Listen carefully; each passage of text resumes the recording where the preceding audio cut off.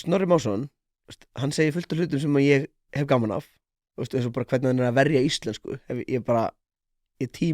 ég er tím bara allt sem hann að segja þegar kemur að því, en á sama tíma ef að ég og þarna fer ég í svona, ég er farin að ritskoða sjálf mig svona, á ég að læka þetta, því ef ég læka þetta verð ég þá tekin inn í mengi af hlutum sem hann var að segja þetta sem ég er ekki sammála, og minnst þetta var svo mikið galli, og þetta er hluti sem ég er líka að reyna að laga, bara ef ég er sammála einhver þá get ég alveg verið sammála, ég þarf ekki að vera sammála öllu sem einhver segir, við sko að tala en við eigum það til, og mér finnst þetta glatað, við eigum það til að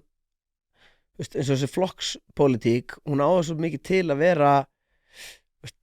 bara bókstaflega það sem að liggur í orðinu, við flokkum okkur einhvern veginn og